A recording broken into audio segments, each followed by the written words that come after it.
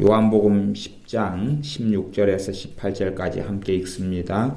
또 이 우리에 들지 아니한 다른 양들이 내게 있어 내가 인도하여야 할 터이니 저희도 내 음성을 듣고 한 무리가 되어 한 목자에게 있으리라. 아버지께서 나를 사랑하시는 것은 내가 다시 목숨을 얻기 위하여 목숨을 버림이라. 이를 내게서 빼앗는 자가 있는 것이 아니라 내가 스스로 버리노라. 나는 버릴 권세도 있고 다시 얻을 권세도 있으니 이 계명은 내 아버지에게서 받았노라 하시니라. 아멘. 신앙생활에서 체험이라는 것은 참 중요한 위치를 차지합니다. 신앙생활에서 실제로 하나님의 살아계심을 체험하는 것, 말씀을 체험하는 것은 굉장히 중요합니다. 그러나 또한 체험이라는 것의 위험성도 있습니다. 왜냐하면 체험을 잘못 해석하면서 어리석어지는 일들도 많기 때문에 그렇습니다. 체험 가운데 개념적으로 이야기하면 무체험이라는 것도 있습니다. 무체험. 체험하지 않는 것도 체험에 속하는 거예요. 그래서 무체험을 가지고 성경을 해석하거나 삶과 인생을 해석하는 사람들은 참 더 어리석은 길을 걸어가게 됩니다. 가령 방언에 대해서 어떤 사람들이 책을 씁니다. 그러면 방언에 대해서 책을 쓴 사람들은 크게 두 부류로 나눕니다. 한 부류는 방언의 은사를 받은 사람들이 쓴 방언에 대한 책하고, 그 다음에 또 한 부류는 방언의 은사를 전혀 경험하지 못하고 받지 못한 사람들이 쓴 방언에 대한 책. 그렇게 두 가지로 나뉩니다. 실제로 그래서 방언에 대한 책을 쓴 사람 가운데 방언 은사를 받은 사람은 방언 은사에 대해서 우호적이고 또한 나름대로 바른 관점을 유지하고 있는 경우가 많습니다. 반대로 방언 은사를 받지 못한 사람들이 방언 은사에 대해서 쓴 책은 대부분 방언 은사를 부정하는 쪽으로 쓰여집니다. 왜냐하면 결국은 방언을 받지 않은 무체험이 방언의 은사를 부정하는 어떠한 성경 해석과 신학을 받아들이기 때문에 그렇습니다. 무체험이라는 것도 체험에 속하는데 그 무체험은 굉장한 편견과 곡해와 오해를 낳습니다.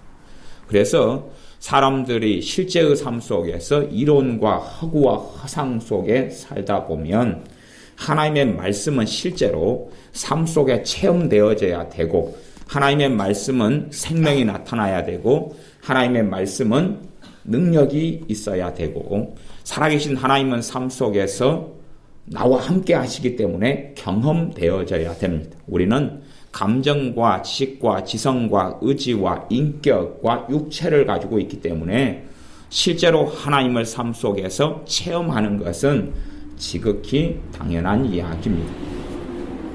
피자에 대해서 누가 책을 쓰면 피자를 안 먹어본 사람이 피자에 대한 글과 맛에 대해서 논하는 것과 피자를 골고루 먹어본 사람이 논하는 것은 골고루 먹어본 사람이 좀 더 객관적인 이야기를 할 수 있을 것입니다. 어떤 어리석은 사람들은 경험하지 않고 체험하지 않으면서 그것이 굉장히 이성적이고 논리적인 양 주장하는 사람들이 있지만 그것은 잘못된 것이 됩니다.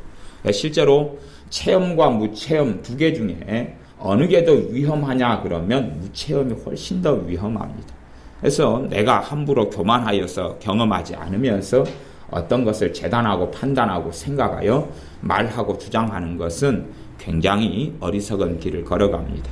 또한 나름대로 체험했다 하는 것도 그 체험이 우물 안의 개구리의 체험이 될 수도 있습니다. 내가 우물 안의 개구리에 살면서 그 우물 안에서 본 것이 전부다고 생각한다면 어리석어집니다.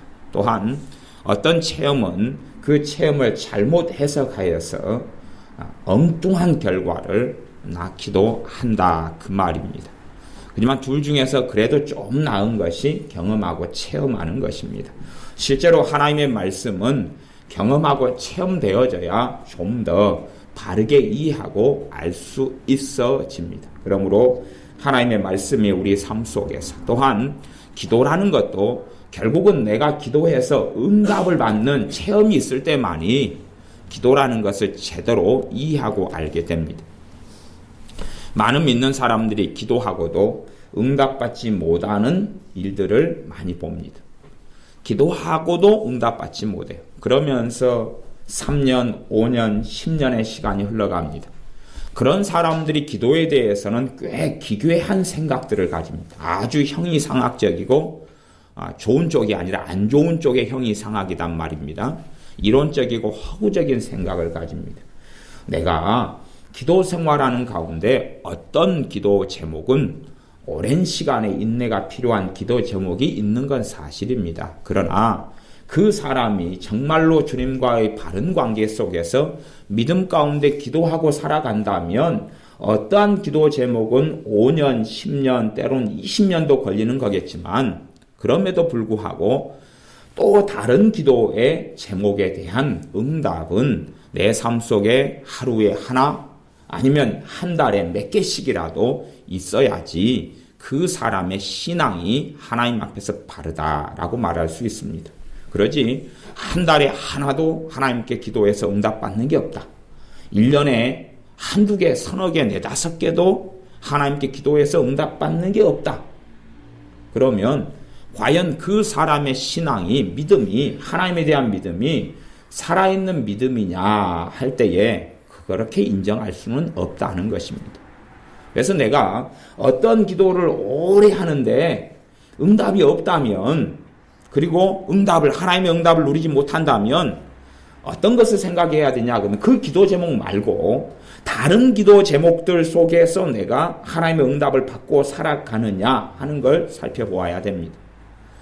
다른 기도 제목들 속에서 응답을 받고 살아간다면 오랜 세월 동안 응답받지 못한 기도의 제목이 맞을 수도 있고 틀릴 수도 있다. 맞을 수도 있는데 인내가 더 필요하다. 그렇게 우리가 생각해 볼 수 있을 겁니다. 그러나 내가 많은 걸 기도하지만 실제적으로 내 삶 속에 하나님의 응답하시는 것을 대부분 누리지 못하고 경험하지 못한다면 내가 하는 기도, 또 오랜 시간에 해왔던 기도도 내용이나 방식이나 아니면 숨은 동기나 그런 부분에서 어그러져 있고 잘못되어 있다 하는 것을 상식적으로 생각하는 지혜를 가져야 될 것입니다. 자물통이 있어서 어떤 열쇠를 가지고 계속하여 끌으려고 자물통을 열려고 열쇠를 계속 돌리는데 열쇠가 들어가지도 않고 자물통이 열리지도 않는다면 그것은 그 자물통에 대한 열쇠가 아니기 때문에 그럴 것 아닙니까? 번호키가 있는데 특정한 번호를 눌렀는데 계속하여 번호키가 열리지 않습니다. 그러면 지혜를 가진 사람은 이게 번호가 아닌가벼 해야지 맞는 겁니다. 그러나 틀린 번호를 계속하여 누른다면 어리석어지고 곤란해질 것입니다. 사람들은 기도의 내용이나 때로는 방식이나 동기나 그런 많은 것들이 어그러져 있으면서 계속하여 그 주장을 하면서 기도하는 사람들도 많습니다. 그러나 사실은 이루어지지 않을 때가 많지요. 하나님께서는 하나님의 방식과 방법대로 응답하시며 일하시기 때문에 우리의 기도가 하나님과 맞아야 되는 부분이 실제로 많은 영역에서 존재합니다. 이제 요한복음 10장 읽었던 본문은 그것을 전해드리려고 선택하였습니다. 10장 16절인데요. 또 이 우리에 들지 아니한 다른 양들이 내게 있어 내가 인도하여야 할 터이니 저희도 내 음성을 듣고 한 무리가 되어 한 목자에게 있으리라. 주님의 백성들이 아닌 아직도 주님의 자녀, 주님의 제자, 주님께서 구원하시기를 원하시지만 하나님의 자녀가 되지 못한 사람들이 많이 있다고 이야기합니다. 그 사람들도 저희도 내 음성을 듣고 한 무리가 되어 한 목자에게 있으리라. 불신자 안 믿는 사람이 주님의 음성을 듣고 주님을 통하여 구원받는 주님의 사람이 되는구나. 천국의 백성이 되는구나 하는 것을 알 수가 있습니다.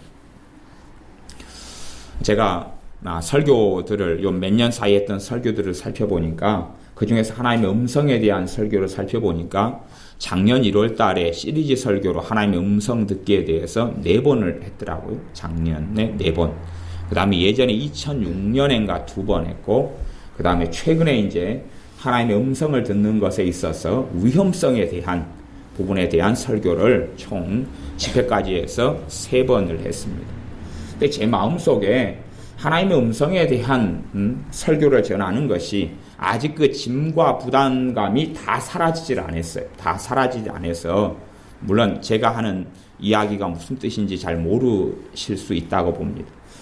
주님께서 어떤 설교를 제게 주시면 그것을 한 번의 설교를 통하여 다 풀어내면 그 설교를 제게 주신 영감이나 짐이 제게 사라져요. 사라지는데 한 번의 설교를 통해서 그걸 다 풀어내지 못하면 그 주제나 메시지에 대한 짐이 제게 계속 남아요. 그러면 1 다음에 2, 두 번째로 말씀을 전합니다. 시리즈 설교로 2번을 전한 다음에도 다시금 그 말씀과 메시지에 대한 짐이 그대로 남아있으면 또다시 3번째를 전해야 됩니다. 어떨 때는 5번까지 남아있으면 5번까지 제가 전할 수밖에 없어집니다. 설교를 주님께서 제게 주로 주시는 방식과 양상이 굉장히 많이 다양하고 다릅니다. 그 중에 하나는 어떤 설교에 대한 주제를 방금 제가 말씀드린 것처럼 제게 짐을 주시는데 부담감을 주신다는 이야기예요. 그래서 그 주제에 대하여 계속하여 말씀을 전하는 것입니다. 그런 면에서 하나님의 음성에 대해서는 제가 최근에 하나님의 음성에 대한 위험성 부분에 대해서 3시간을 전했는데 아직도 부족한 부분이 가지고 있어서 다시 이번 시간에도 그에 대한 말씀을 이어서 전하게 되겠습니다.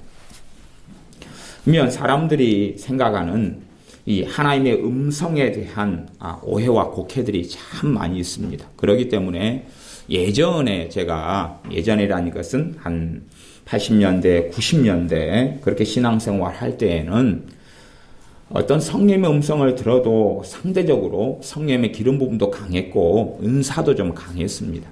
비교하자면 80년대 방언 은사를 받은 사람하고요 2000년 넘어서 방언 은사를 받은 사람이 다 그렇진 않지만 강도 자체가 굉장히 많이 차이가 납니다.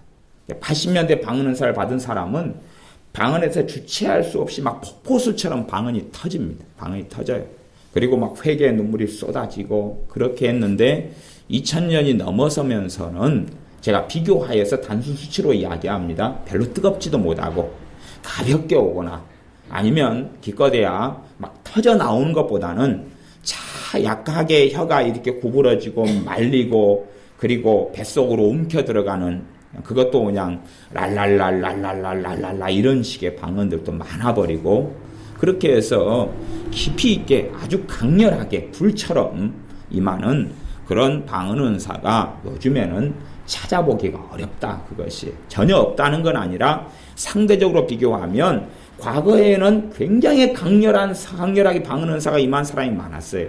그래서 과거에 방언 은사를 받았다 그러면 그냥 그렇게 단정할 수 있을 정도였어요. 이 사람 성령 세례 받았네. 그렇게 단정할 수 있을 정도였다 그 말이에요. 그러나 요즘 시대에서 누가 방언 은사를 받았다 그러면 그것을 가리켜 성령 세례를 받았네. 그렇게는 이제 제가 보기에는 말할 수가 없는 수준까지 이르러 버리고 말았습니다. 그냥 우리가 엿을 사 먹거나 그러면은 맛배기 엿을 주잖아요. 맛배기. 그런 것처럼 저 사람 맛배기를 좀 먹었네. 그렇게밖에는 못할 것 같아요. 아예 그냥 오리지널로 엿을 한 뭉텅이를 사가지고 호박엿 한 뭉텅이를 사가지고 저 사람 엿 샀네. 좀 얻어 먹어야 되겠다. 그런 양이 아니고 그냥 맛배기 정도네. 그렇게 해서 오히려 방언 은사를 받은 것이 성령 세례를 받은 게 아니라 그냥 성령 세례를 받기 위한 어떤 표적적이고 출발점에 불과한 것처럼 보일 때가 많다. 그런 이야기입니다. 그래서 과거에는 성령의 역사가 아주 강렬했기 때문에 실제로 하나님의 음성, 성령의 음성을 들어도 정확도가 굉장히 좀 높았던 것 같아요. 정확도도 높았고 그리고 주님이 오실 때가 가까워져 오는 지금과 비교하면 그때는 그래도 한 20년 전이라고 치면 미혹의 영의 역사나 활동이 지금에 비교하면 많이 약했어요. 많이 약해서 아예 미호경을 통하여서 사람이 좀 광적으로 변하고 이상하게 변하고, 미호경이란 것은 믿는 사람들에게 있어서는 하나님을 가장하고 성령님을 가장하는 그런 귀신이에요. 성령님을 가장하고 하나님을 가장하고 그 사람과 인격적인 교류를 해요. 귀신이 꽤 그럴듯하게 성경적인 이야기와 메시지와 깨달음을 준단 말이에요. 근데 그걸 성령인 줄 알고 받아들여 버릴 때에 미호경이 들어와서 그 사람 심령에 자리를 잡아버려요. 근데 과거에는 그런 사람들을 좀 드물게 봤는데 2000년 동안 넘어서면서는 제가 경험하기로는 너무 많이 그런 사람들을 만납니다. 너무 많이. 과거에는 미호경에 대한 말씀을 별로 안 전해도 되고 하나님의 음성에 대한 위험성에 대한 말씀을 별로 안 전해도 되었다면, 지금에 이르러서는 이제 하나님의 음성을 듣는 것에 대한 바른 이야기를 좀 더 많이 해야 되고, 그리고 위험성에 대한 이야기도 좀 많이 해야 되는 그런 시대가 됐습니다. 실제적으로 과거에는 교회들이나 목회자들이나 아니면 소위 말하면 똑똑하다고 하는 부흥사들, 막 기름 부음을 가지고 있다 이런 분들조차도 하나님의 음성을 들어라 하는 가르침들을 별로 안 가르쳤어요. 과거에는 그런 신앙서적이 별로 없었어요. 제가 신앙서적을 아주 그냥 중독적으로 책들이나 신학책을 많이 읽어왔기 때문에, 과거에는 제가 기독교 서점에 들어가면 5,000권 책이 있다 그러면 5,000권 책을 다 이렇게 한번 훑어보면 대부분 제가 아는 책이에요. 지금은 이제 좀 덜 그럽니다. 지금은. 최근에는 존 비비어 목사님 같은 경우는 제가 꽤 좋아하는데, 이제 기독교 서점에 가보니까 그 성령님에 대하여 그리고 책을 이번에 냈는데 꽤 된 것 같아요. 베스트셀러까지 올라간 거 보니까. 그런 만큼 제가 이제 지금은 신앙서적이나 신학책에 대해서는 좀 무관심하거나 아니면 이제 새로운 책이 너무 많이 나와버린 것 같아요. 못 따라가. 과거에 비추어서는 따라가지는 못해요. 그만큼 책이 굉장히 많이 나왔는데, 비교하자면 하나님의 음성을 들어라 하는 가르침들이 과거에는 별로 없었어요. 별로 없었기 때문에 믿음이 성장하면서 자연스럽게 성령의 음성을 듣고 자연스럽게 하나님의 음성을 들으면서 위험성이 없는 길을 걸어간 경우가 많았어요. 그런데 지금은 하나님의 음성 듣기에 대해서 검색만 좀 기독교 서적 같은데 검색을 하면 쫙 나옵니다. 굉장히 많이 나와요. 하나님의 음성을 들으라고 말하는 선교단체, 예수전도단, 인터콥부터 시작해서 아이합, 무진장 깔렸어요. 무진장 깔렸고, 소위 말하면 영성을 한다는 목회자들은 하나님의 음성을 들으라는 가르침을 자신의 주된 가르침 핵심 사항으로 넣어서 계속하여 세미나하고 컨퍼런스하고 가르칠 정도로 그렇게 변해버렸다. 그런 이야기입니다. 그렇기 때문에 초신자들이나 말씀을 알지 못하는 사람들이나 분별력이 없는 사람들이 하나님의 음성을 듣는 게 최고급 신앙의 단계인갑다. 하나님의 음성만 들으면 내 삶 속에 대박이 터질 것 같아 하는 착각들을 하는 가운데 그 가르침들을 수용해가지고 하나님의 음성을 들으려고 그럽니다. 말하자면 하나님의 음성을 듣는 시도는 실제로는 부엌에서 이야기한다면 식칼을 가지고 일을 하는 것이고 가스 불을 가지고 일하는 것과 똑같은 일이 벌어집니다. 그러면 성숙한 사람들, 지혜로운 사람들은 칼을 가지고 용도에 맞게 사용할 수 있을 것이고 가스불을 가지고 국도 끓이고 요리도 할 수 있을 겁니다만은, 그렇지 않는 사람들은 가스를 좀 사용하거나 아니면 가스를 켜놓은 상태에서 나중에 가스 폭발 사고가 일어날 수도 있고, 칼을 가지고 자기를 해치고 5살짜리 칼을 가지고 놀면서 3살짜리 동생을 찔러버릴 수도 있는 것이고, 그런 끔찍한 사태가 벌어지고 맙니다. 그것이 하나님의 음성 듣기에 대한 위험성이다 하는 것이에요. 물론 그래서 이 요한복음 10장의 말씀에서는 하나님의 음성에 듣는 것의 중요성을 이야기하지만, 그래서 이 요한복음 10장을 좀 이야기한 다음에 그 다음에 사도행전으로 제가 넘어가서 실제로 초대교회에서 하나님의 음성, 성령의 음성을 어떻게 들어갔는가를 여러 본문들을 쭉 넘겨가면서 살펴보려고 그럽니다. 그래서 성경적으로 우리가 좀 조명해 봐야 될 필요성이 굉장히 많은 것입니다. 그래서 이 16절에는 저희도 내 음성을 듣고 한 무리가 되어 아직 신자가 되지 못한 사람들, 예수를 믿지 않는 사람들이 예수님의 음성을 듣고 한 무리가 되어서 하나님의 자녀 백성이 된다 그랬어요. 사도행전으로 설명해서 이야기한다면 사도 베드로의 설교를 듣고 3,000명, 5,000명이 회개하고 예수를 믿게 됐어요. 그럼 우리가 생각하는 음성하고는 굉장히 다르죠. 굉장히 다릅니다. 지금 현재 우리가 누군가를 전도해가지고 예수를 믿게 됐는데 실제로 우리가 생각하는 예수님의 음성을 들은 게 아니단 말이에요. 우리가 전도를 듣는데 전도하는 복음에 대한 내용을 듣고 어떤 사람이 감동을 받아요. 그리고 마음을 열고 예수님을 영접을 해요. 그렇지 어떤 음성을 듣는가 아니다 그 말이에요. 우리가 생각하는 음성은 야 안녕 또 만났네 밥 먹었어 그런 걸 이야기하잖아요. 그렇지요? 그래서 주님이 이야기하는 음성은 그런 범주를 포함하고 있지만 주님이 말씀하는 음성은 그걸 넘어서는 이야기다는 것을 생각하셔야 돼요.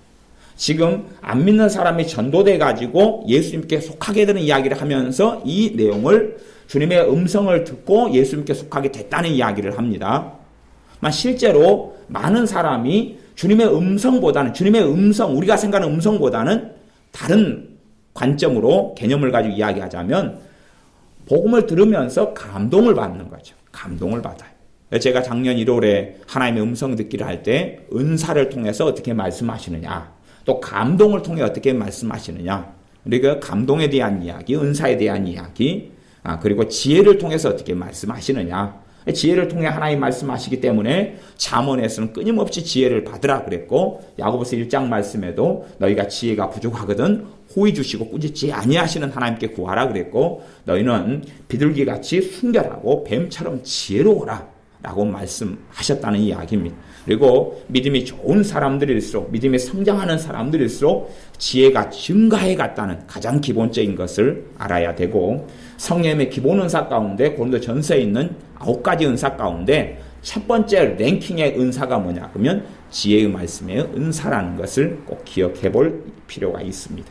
나아가서 믿음이 성장한 사람들은 그들의 특성이 뭐냐 그러면 분별력이 증가하는 것이 분별력이 증가하는 거예요. 믿음이 성장한 사람들은 분별력이 증가해요. 다른 말로 하면 전문 용어로 이야기하면 똥인지 된장인지 구분한다 하는 것입니다. 구별력이 분별력이 좋아지는 것입니다.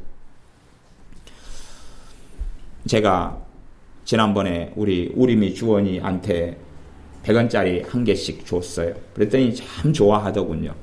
그 다음에 제가 500원짜리 동전을 꺼내서 또 한 개씩 주었어요. 그래서 도합 우리미 600원, 주원이 600원 줬어요. 걔가 굉장히 좋아해요. 그래서 제가 100원짜리를 다시 4개를 꺼내가지고 우리미에게 100원짜리 2개를 주면서 500원짜리하고 바꾸자 그랬어요. 당연히 결과는 아시겠죠? 500원짜리 바꿨어요. 그래서 우리미는 600원에서 300원이 됐어요. 그래 놓고 더 좋아하더라고요. 그래서 제가 또 주원이에게 200원을 주면서 500원짜리하고 바꾸자 그랬어요. 예, 500원, 2개 합치면 더 크기가 크잖아요. 500원짜리보다. 일단 또 숫자가 크잖아요. 많잖아요. 2개. 그건 1개고. 그래서 바꾸자 그러니까 열렬히 환영하면서 주원이도 바꾸더군요. 이게 아직 주원이가 7살, 우리미가 7살인데 분별력이 그 부분에 있어서는 있다고요? 없다고요? 없어요. 제가 예전에는 애들이 1,000원짜리 용돈을 받았을 때에 제가 100원짜리 한 3개를 가지고 흔들면서 바꾸자 그러니까 다 바꿨어요. 그래서 1,000원을 수거하고 1,000원을 수거하고 그리고 100원짜리 2개, 3개 줬고 어떨 때는 10원짜리 10개를 모아가지고 1,000원하고도 바꿨어요. 그러니까 나이가 어리면 어릴수록 뭐가 떨어져요? 분별력이 떨어지는 것이. 우리가 성장하고 잘한다는 이야기는 분별력이 증가하는 거예요. 분별력은 기본적으로 지혜에서 나오는 것입니다. 지혜에서 분별력이 증가하고 나와요. 그래서 신앙적으로도 마찬가지입니다. 분별력이 증가해 갈 때에 그 사람이 지혜가 증가해 가고 그 사람이 성장해 간다. 그 사람이 자라간다. 그렇게 말할 수가 있습니다. 그래서 이제 요한복음 10장 보면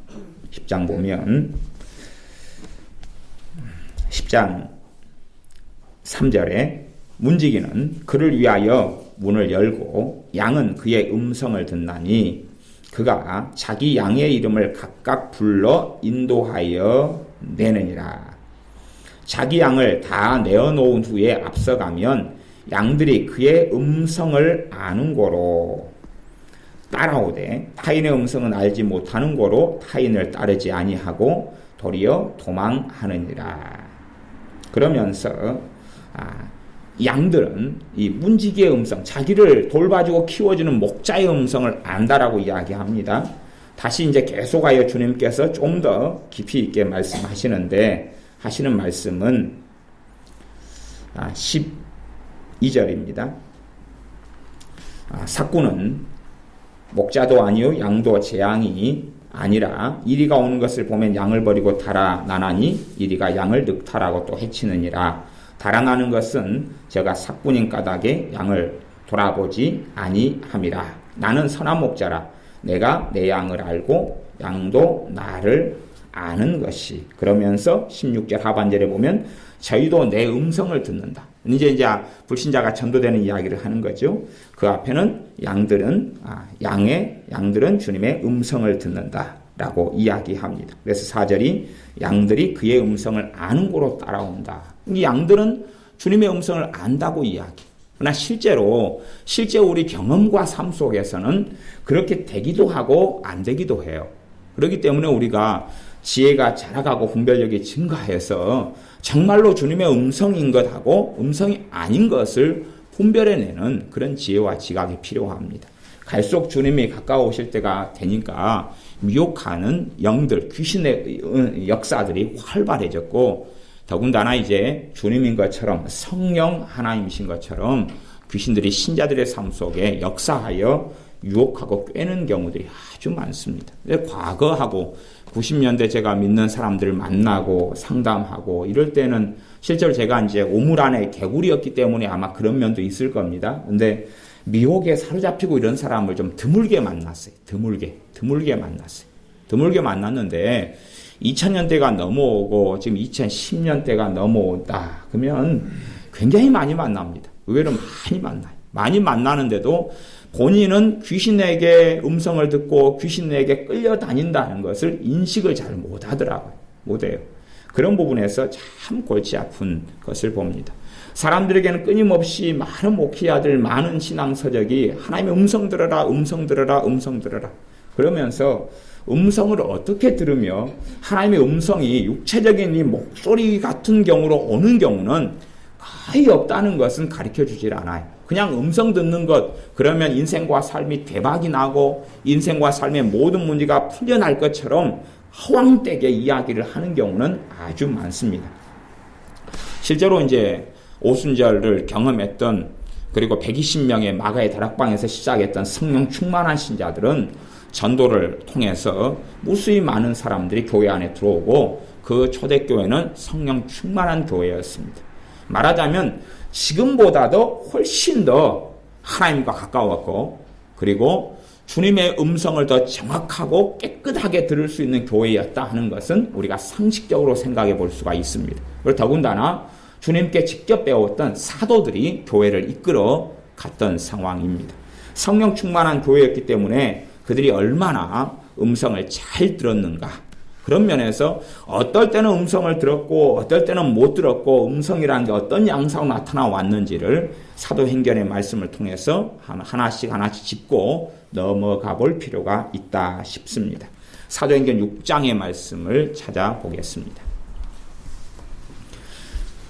제가 사도행전을 살펴보는 것은 신약시대고 성령님께서 임하신 이후에 믿는 사람들이 살아가는 샘플이고 모범이기 때문에 제가 구약의 선지자의 시대, 선지자를 통하여 선지자의 꿈이나 선지자에게 주신 애언을 통해서 말씀하시는 것, 그것을 접하기보다는 실제적으로 믿는 신자들이 주님의 음성을 듣고 살아가는 것이 우리가 더 적용하고 정확하게 알기가 쉽기 때문에 사도행전에 대한 말씀을 가지고 살펴보기를 원하는 것입니다. 사도행전 6장 1절부터 제가 읽어보겠습니다. 그때에 제자가 더 많아졌는데 헬라파 유대인들이 자기의 과부들이 그 매일 구제에 빠짐으로 히브리파 사람을 원망한대 12 사도가 모든 제자를 불러 이르되 우리가 하나님의 말씀을 제쳐놓고 공개를 일삼는 것이 마땅치 아니하니. 그래서 공개라는 것은 음식을 주는, 이렇게 구제하는 음식을 나눠주는 활동을 공계라 그럽니다. 옛날 단어입니다. 그러면 이제 이 사도들은 누구보다 성령 충만한 사람들이에요. 사도들은 나중에 주님께서 너희는 예루살렘에서 12기둥이 되랴, 12보좌에 앉아서 나와 함께 다스릴 것이라고 말씀한 사람들이 이 사람들이에요. 누구보다 성령 충만하고 말씀을 잘하는 사람들이 사도들입니다. 예루살렘 교회예요. 이제 전도를 통해서 많은 사람들이 모여들었어요. 그런데 지금 교회 안에 문제가 벌어졌어요. 문제가 불공평의 문제, 그리고 음식을 나눠주는데 누구는 충분히 받았는데 누구는 못 받게 되는 문제가 벌어져서 교회 안에 원망이 막 일기 시작했어요. 문제가 가시화돼 버렸어요. 문제가 작을 때는 속으로만 궁시렁궁시렁 하잖아요. 문제가 작을 때는. 그러나 문제가 커져버릴 때는 드러내놓고 그냥 데모하고 드러내놓고 막 말이 많고 원망이 많아져서 교회가 복잡해져 버리는 것입니다. 그러면 이 사도들이 음성을 우리가 생각하는 식의 극단적인 어떤 음성을 듣는다고 치면 문제가 바로 생길 때에 주님은 말씀하셔야 돼요? 안 말씀하셔야 돼요? 말씀하셔야 될 거 아니에요. 이 사도들은 매일 기도 생활하잖아요. 그치요? 매일 기도 생활하잖아요. 그러면 지금 너희들이 이끌고 있는 그 교회에 원망이 불씨처럼 일어나서 어떤 문제 때문에 너희들 교회가 지금 엉망이 돼서 이 문제가 심각했다고 말씀하셔야 된다 그 말이에요. 사람들은 그걸 기대하는데 이 사도들은 그걸 듣지를 못했어요.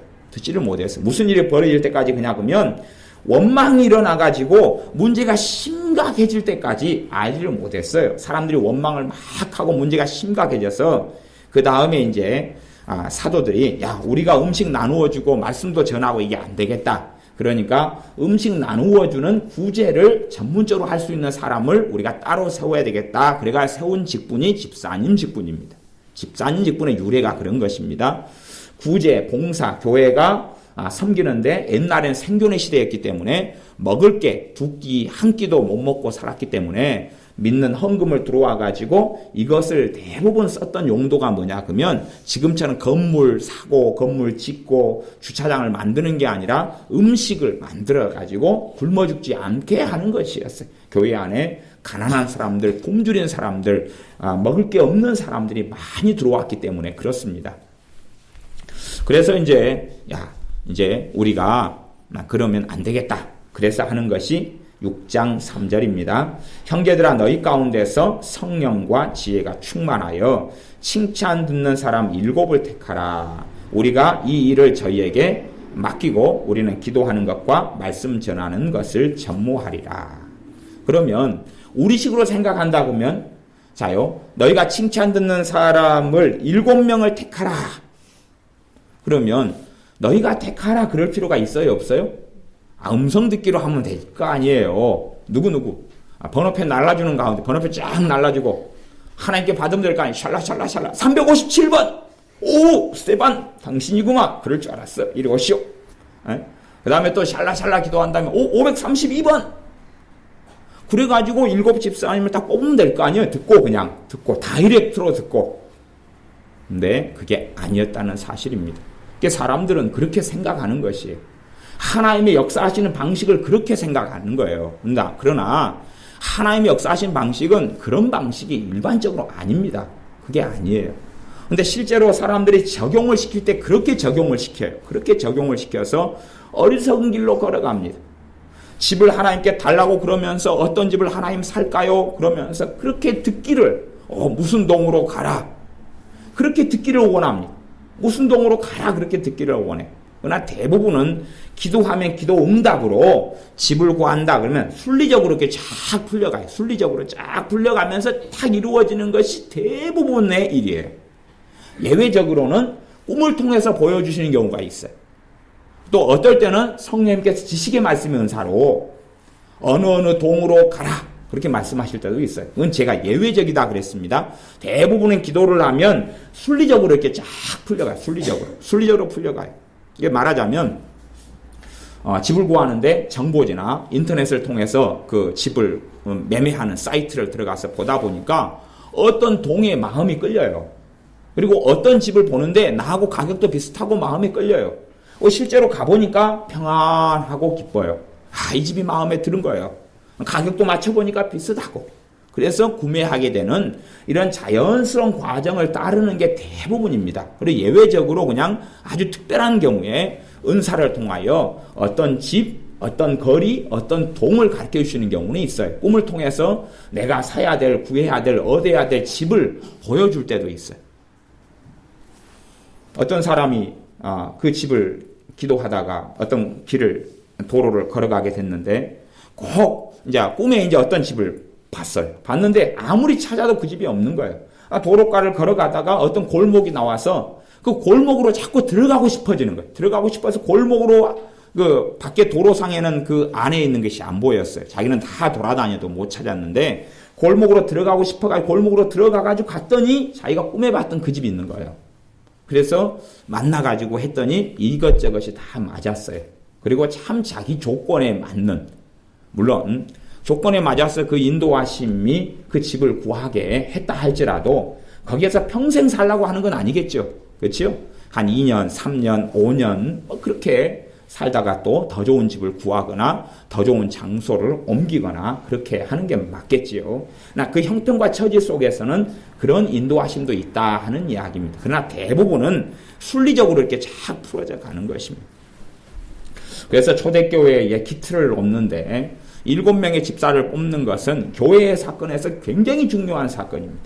그러나 사도들은 단지 무엇만 제시하냐 그러면 칭찬 듣는 사람, 성령님과 지혜가, 성령 충만하고 지혜가 충만하여 칭찬 듣는 사람, 그렇게 크게 한 3가지 조건을 제시합니다. 그리고 사람들로 하여금 뽑게 하는 거지 누구 명단을 하나님께 받는 것이 아니란 이야기입니다. 그렇게 해서 이제 7 집사님을 뽑았습니다.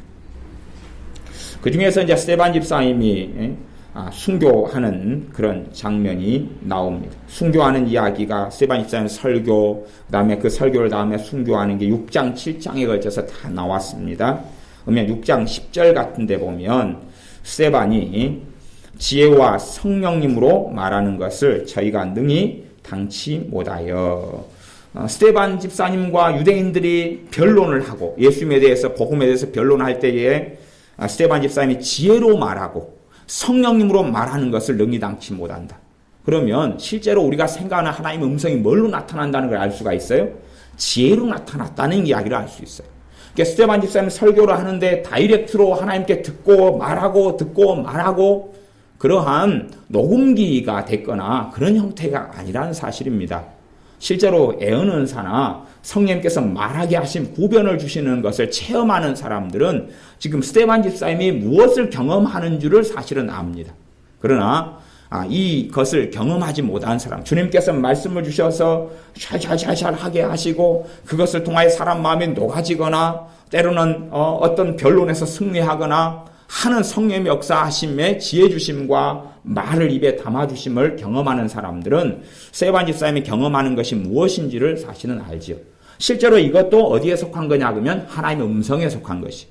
성령님께서 무엇으로요? 지혜로, 언변으로, 감동으로, 그리고 메시지를 담아주시는 거예요. 스데반 집사님에게. 그랬더니 스데반 집사님이 지혜로 말해. 지혜로 말한다는 이야기는 주님으로부터, 하나님으로부터 무엇이 자꾸 온다는 이야기입니까? 지혜가 온다는 이야기. 지혜가 자꾸 오니까 지혜는 풀어놓으면 되거든. 지혜가 오고 풀어놓고, 지혜가 오고 풀어놓고.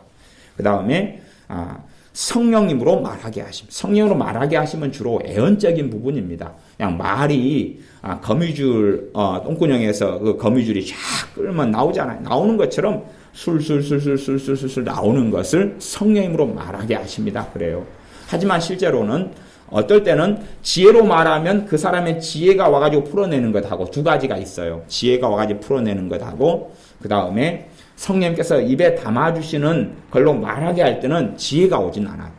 지혜가 오진 않고 그냥 입에가 말이 와요. 입에가 말이 와서 머리는 오지 않아요.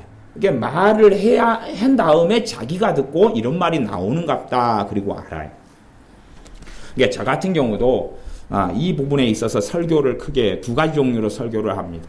물론 더 많은 설교의 종류와 양상이 있습니다만은 이것으로 설명하자면 제가 어떨 때는 주님께서 설교 메시지를 주셔가지고 메시지가 지혜로 옵니다. 그럼 지혜로 오면 딱 설교의 덩어리가 와요. 지혜로우면 지혜로 제가 설교를 풀어나가면 됩니다. 쫙 풀어나가면 되는 것 하고요.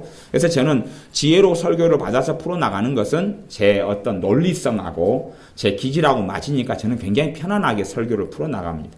그런데 이제 어떨 때는 주님께서 성령님께서 제게 메시지를 안 주셔요. 제게 지혜를 안 주셔요. 말씀을 안 주셔요. 안 주시는 경우도 종종 있어요. 그러면 사실은 그때 되면 제가 경험적으로 알아요. 아, 설교를 애언적으로 하라는갑다. 그러고 알아요. 애언적인 설교는 지혜로 메시지를 주셔서 한 주제로 일관적으로 쫙 흘러가는 것하고는 다릅니다. 애언적인 설교를 해버리면 저도 머릿속에 도대체 무엇을 말해야 될지를 몰라요. 그리고 설교가 이리 튀어가고 저리 갔다가 저리 갔다 저리 갔다. 말하자면 애언적인 설교는 그 설교를 앉아있는 사람들 가운데 들어야 될 사람들. 그러니까 이 사람은 예를 들어서 용서에 대한 말씀을 드려야 되잖아요. 저쪽 사람은 인내에 대한 말씀을 드려야 되고, 저쪽 사람은 복음에 대한 메시지를 드려야 되고, 저쪽 사람은 긍휼에 대한 메시지를 드려야 되고, 저쪽 사람은 자신을 포용하고 수용하는 메시지를 드려야 되고, 여러 사람들의 필요가 다르다 그 말이에요. 예언적인 설교는 그냥 강으로 쭉 흘러가는 게 지혜로 설교한다고. 예언적인 설교는 강이 흐르면 굽이 돌아요. 돌아가 여기도 터치하고 저기도 터치하고 저기도 터치하고 그래서 흘러가요. 흘러가기 때문에 이 지혜로 일반 제가 가진 머리로 IQ로는 따라가지는 못해요. 어디로 튈지는 성령님께서 알고 있는데 머리로 안 오고 제 입에가 와요. 입에가 오니까 입에서 풀려가니까 알지를 못해요. 그런 설교는 제가 설교할 때에 꽤 좀 힘들어하는 설교들에 속해요. 제가 집회를, 말씀과 치유 집회를 할 때 되면, 주로 한 3분의 1 정도, 어떨 때는 뭐 2번 집회 때 설교를 한다 그러면 2번 다가 예언적인 설교인 경우도 있어요. 그러면 저도 어떻게 몰라요. 그냥 강단에 서가지고 말씀을 전하지만 전할 때 자체도 무엇을 제가 말하는지를 모르고 강단에 설 때들이 있어요. 모험을 하는 거죠, 실제로. 하지만 이제 많이 경험하다 보니까, 주님께서 내게 뭘 담아줄지를 몰라요. 근데 이 말을 시작해야지 그 다음 게 오고 또 풀어나가면 그 다음 게 오고 그래요. 근데 지혜로 말씀을 전하는 건 전체 뭉텅이가 오기 때문에 한 방향성을 가지고 제가 일관되게 쭉 나가면 되거든요. 그래서 차이가 그런 부분이 있어요. 그래서 스테반 집사님이 두 가지로 다 이제 말씀을 전했다고 이야기하는 것입니다. 지혜로, 그 다음에 성령님으로 말했다. 그런 것입니다. 그러면 이것이 어디에 속하는 거다 그냐면 하나님의 음성에 속한 거다 그 말이에요. 하나님의 음성에. 아니, 주님으로부터 메시지가 왔어요. 물론 이 음성이라는 것은 완벽하지가 않아요. 왜 완벽하지가 않냐 그러면 하나님 때문이 아니라 사람 때문에 완벽하지가 않아요. 스테반 집사님이라는 또 우리 자신이라는 한계에 갇혀버리고 우리가 가진 편견, 경험, 우리가 가진 관념적인 어리석음 등등이 갖춰져서 어리석어져 버립니다. 어떤 사람에게 그렇게 주님이 하셨다고 가정해요. 원수를 사랑해라.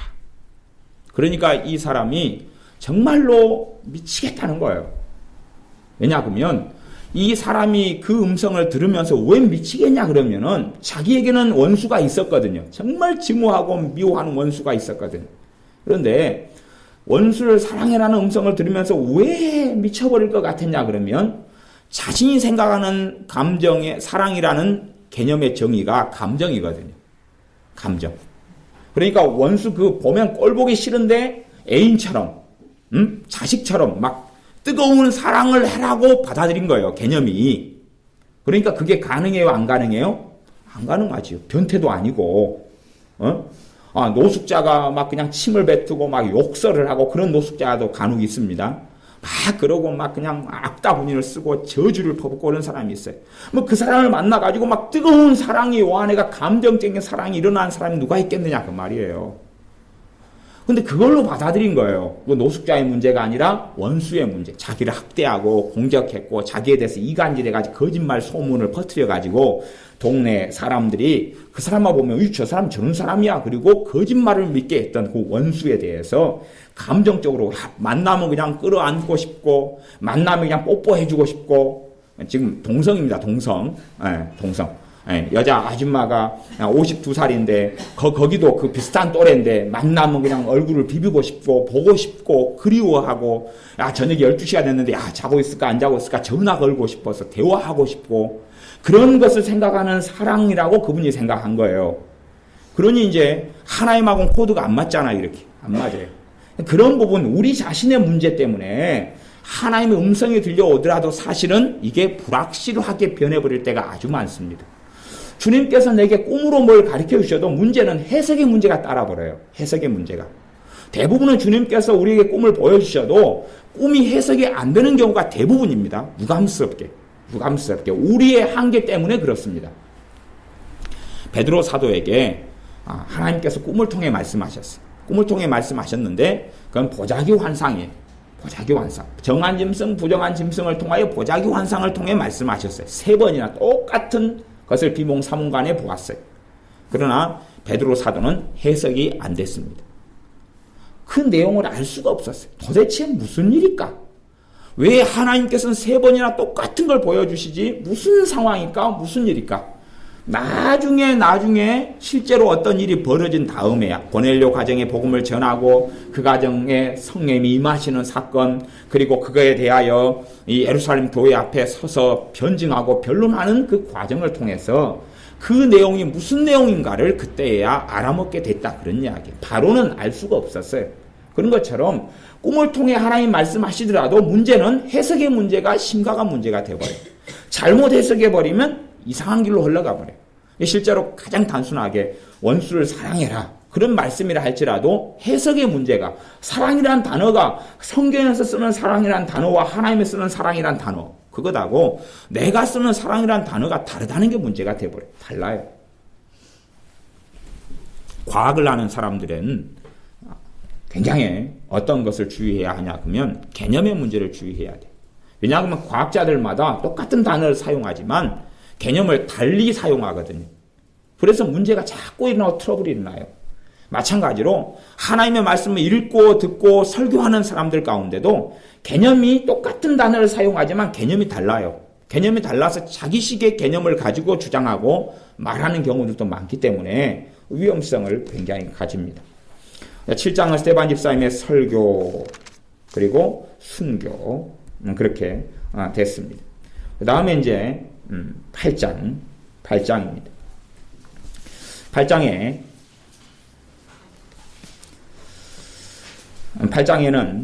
8장 1절부터 3절까지 보면 사울이 그의 죽임당함을 마땅히 여기더라. 여기는 이제 사울은 나중에 사도 바울이 된 사울입니다. 그날에 예루살렘에 있는 교회에 큰 핍박이 나서 사도 외에는 다 유대와 사마리아 모든 땅으로 흩어지니라 그랬습니다. 지금 예루살렘에 있는 막 점점 부흥하는 교회가 핍박이 일어나기 시작했어요. 중심 인물은 청년 사울입니다. 바리새인인 사울이에요. 바리새인은 형사권, 검찰권을 가지고 있었어요. 그걸 대제사장들에게 위임받고 또 바리새인이니까 본래 있었어요. 그래서 그걸 발동시켜서 교회를 무자비하게 탄압하고 핍박하기 시작했어요. 그 중심 인물이 청년 사울입니다. 그 사람이 나중에 하나님께 정말로 귀하게 쓰임받은 이방인의 사도인 사도 바울이 됐고 이 사람이 신약 성경만 13권을 기록한 사람이 됐습니다. 그런데 문제는 초대교회가 이 사도행전 8장의 사건이 일어날 때까지는 주님의 뜻대로 살지 못했어요. 사도행전 8장의 사건이 벌어질 때까지는 주님을 영화롭게 하지 못했습니다. 무슨 이야기를 제가 하냐 그러면 우리 주님께서 그렇게 말씀하셨습니다. 너희는 천하 만민에게 다니며 복음을 전파하라 그랬습니다.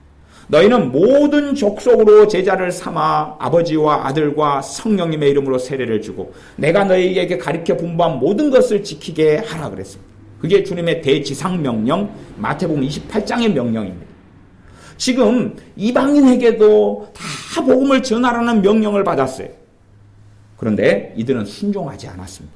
왜 순종하지 않았냐 그러면 주님께서 명백하게 반복적으로 말씀한 것을 이해하지 못했거든요. 알아먹지 못했어요. 못해서 단지 예수님을 믿고 구원받는 것을 유대인으로 그들은 국한시켰습니다. 유대인, 이방인은 아니야. 유대인만. 유대인을 위한 복음이야. 유대인만 천국 가는 거야. 그렇게 생각했어요. 그렇기 때문에 하나님은 결국은 핍박을 허락하실 수밖에 없었어요. 다 흩어버려야 되니까. 복음을 가지고 은혜를 가지고 성령님의 역사를 체험하고 한 사람들을 흩어버려야 되니까. 다 흩어버리는 날까지도 이들은 듣지를 못했어요. 하나님의 음성을 듣지 못했어요. 어떤 음성이냐 그러면 너희가 지금 불순종하고 있다. 너희가 왜 이방인들에게 복음을 전하지 않느냐. 너희가 왜 복음을 들고 주님이 말씀한 대로 전 세계 방방곡곡에 나가지 않느냐는 음성을 성령 충만한 예루살렘 교회가 듣지 못했어요. 우리가 생각하는 것처럼 얼마나 우리하고 격차가 많이 큽니까? 지금은 이 초대교회보다 더 성령 충만도 안 해요. 성령의 역사도 시꼬리만큼 있어요. 그런데 더 잘 듣는다고 생각하고 잘 들어보려고 그래요. 여러분이 잘 잡히지 않는 라디오 수신기를 가지고 어떤 라디오를 주파수를 못 맞춘 가운데 들으려고 해보세요. 찍찍찍찍찍찍찍찍찍찍찍찍 쥐가 우는 소리가 나서 굉장히 괴로울 거 아니에요. 그치요? 주파수 잘 못 맞추면 성령 충만해야지 뭐가 잘 맞춰져요? 주파수가 잘 맞춰져요. 하나님하고 주파수가 잘 맞춰져요. TV도 잘 나오고 라디오도 잘 나오고. 그런데 성령 충만하지 않을수록 주파수가 어그러지거든요. 그럼 거기에서 듣는 소리를 어떻게 정확하게 알아듣고 어떻게 정확하게 해석할 수 있겠느냐 그런 것이에요. 잘 안 될 거 아니에요. 근데 지금은 더 성령 충만하지가 않아요. 더 성령 충만한 초대교회에도 주님의 뜻을 명백히 알고 있었어도 그에 대해서 종용하고 말씀하시는 하나님의 음성을 듣지 못했습니다. 핍박이 나서 다 흩어졌어요. 핍박의 이유가 뭔지도 알지 못했습니다. 스데반 집사님의 순교를 통해 시작됐지만 왜 성령 충만한 교회를 이렇게 흩어버리시는지, 하나님은 이걸 왜 허락하시는지 그걸 알지 못했습니다. 그리고 많은 사람들이 잡혀가지고 핍박 때 잡혀가지고 예수님을 공개적으로 부인해야 했었고, 믿음이 약한 사람들은요, 그 다음에 안 부인한 사람들은 감옥에 들어갔고 재산을 다 잃었어요. 가족끼리도 뿔뿔이 흩어졌던 일이 있었습니다. 그러면 성령 충만한 교회가 음성을 들었다면 핍박이 일어나기 전에 다 도망가 버렸어야 되죠. 잡히기 전에 다 도망갔어야 될 것 아닙니까? 그러나 몰랐어요. 이게 하나님의 음성이 그런 스타일이 아니다 그 말. 그런 것까지도 보호해 주려고 있는 음성이 대부분은 아니다는 가장 기본적인 생각을 해야 됩니다. 3절에 보면 8장 3절에 사울이 교회를 잔멸할세. 잔멸했다. 무너뜨려버리고 핍박하고 능욕하고 잔멸할세. 각 집에 들어가 남녀를 끌어다가 옥에 넘기니라. 각 집에 있는 남녀가 누구예요? 예수 믿는 사람이죠. 이 초대교회 믿는 신자가 음성을 못 들어요. 성령 충만을 경험했던 신자들이. 그리고 집에 있다가 끌려가 버려요. 감옥소에 갇혀버려요. 그러니까 샬라 주님 오늘 내게 무슨 일이 있을까요? 뭐 그렇게 음성 듣기를 했다고 그래도 그것이 고급인 영성인 것처럼 말한다 할지라도 그렇지 않습니다. 그렇지 않아요. 정말 고급인 영성이라면 초대교회에 있는 신자들은 더 성령 충만했기 때문에 성령님께서 그들을 더 이끌어 가실 수 있었다 그 말이에요. 그래서 이제 이 빌립 집사님도 그때에 초대교회 7 집사님 중에 한 분도 흩어졌어요. 흩어져가지고 8장 5절에 보면 빌립이 사마리아 성에 내려가 그리스도를 백성에게 전파하니 자연스럽게 사마리아 성에 갔어요. 그러면 여기서 말씀을 전해라, 복음을 전해라 그런 음성보다는 마음이 뜨거워지고 감동이 일어났을 거라고 저는 생각해요. 물론 성경에는 기록되지 않았습니다.